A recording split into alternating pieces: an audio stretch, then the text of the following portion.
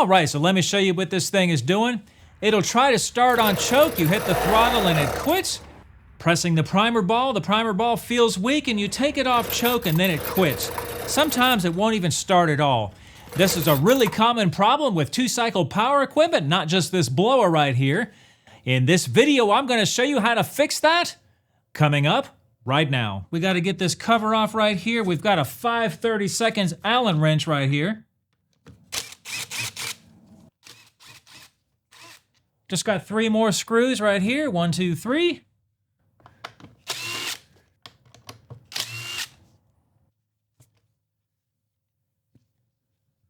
Let's go ahead and take out our throttle linkage.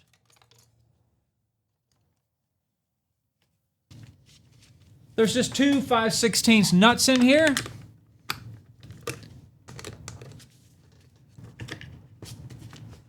Go ahead and get your air cleaner box out of the way here. It goes right through this hole right here. We'll just go ahead and undo this top fuel line right here. And just do the same thing and take a screwdriver and kind of pry that bottom one. All right, so before we dive too deep into this thing, I wanted to let you know I've already done a compression test on it. It came out to about 125 or 130, so that's about right for this unit. We know we have spark. We saw it running earlier. So I'm going to go ahead and remove and replace the carburetor. Now, when I took this carburetor apart, I found that the diaphragm was all poofed out. The screen was a little bit clogged, but not too bad. So if you see that, if your diaphragm is poofy like this, you might as well just replace the whole thing. I found this kit right here on Amazon for less than $20. It comes with the fuel lines, the carburetor, the filter, the air filter. Now before we put the new carburetor on, I want to replace these nasty fuel lines and the primer ball and all that stuff. But I like to work with the tank dry, so it's a good idea to dump the tank into a safe container. I'm using this glass container right here. So the best way I've found, yeah, you could just cut these off and then push the fuel lines inside the tank and then pull them out of there that way. But it's really easy just to pull the grommet out. I like to use 2 screwdrivers, kind of get one started right here, get it going a little bit, then use another one. And you'll just want to work it out of there. Takes a little bit of patience, but it will come out just like that. Now let's go ahead and put, ooh, look at that. Broken line. Oh, got another broken line there. So yeah, I'd say those fuel lines have had it.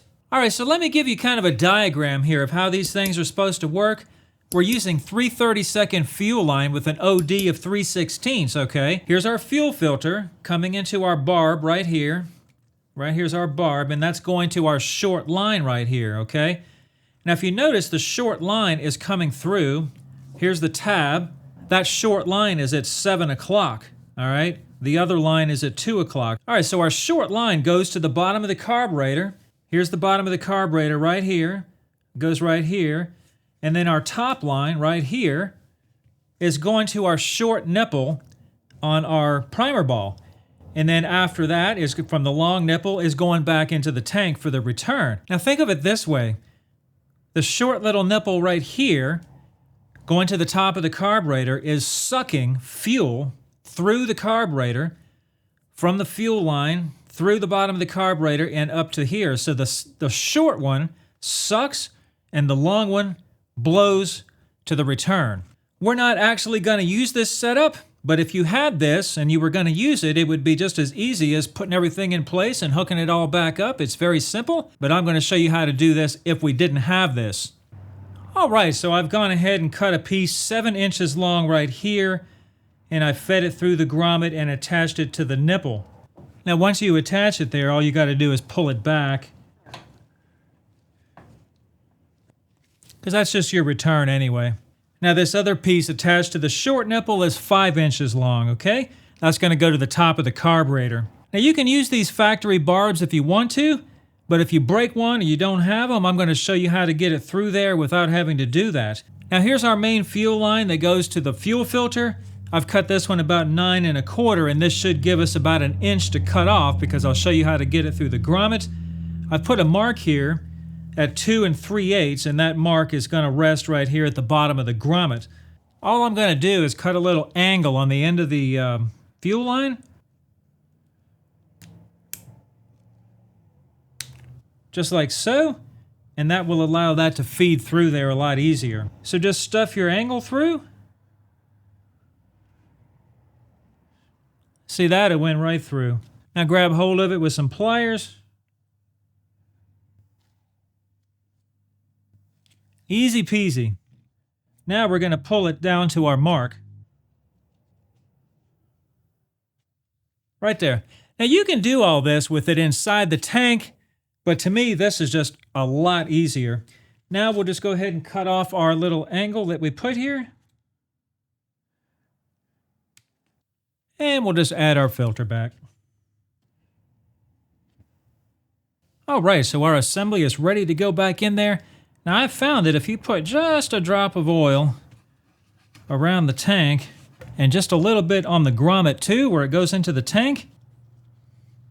Now our goal is to have our filter lay on the bottom of the tank, right in this area right in here. Because when you're holding the blower, it's like that. So the fuel is going to be here. So you want that filter on this side of the tank. You don't want it over here. Push it down in there. Now this tab right here, you'll want that facing the fan. Might use a screwdriver to push that down.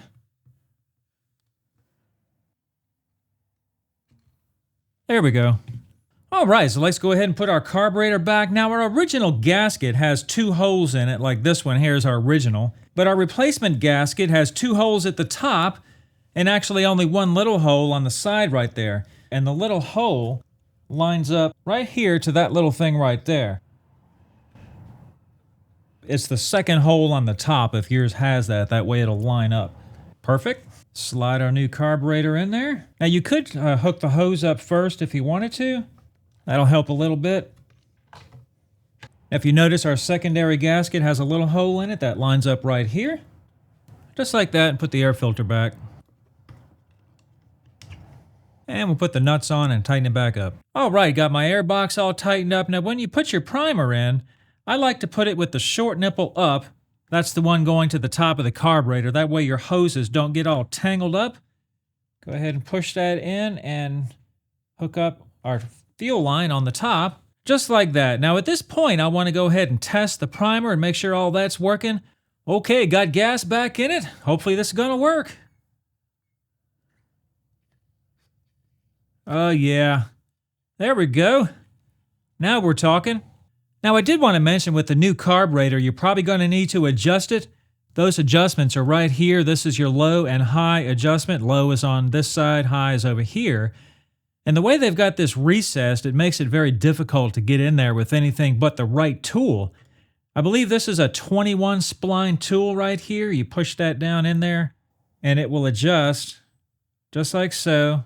All right, so I'm going to go ahead and put all the covers back on just the same way I showed you in the beginning. Do the throttle the same way. The Z-bend part goes here and the little hook goes up here. And we'll be back for a test.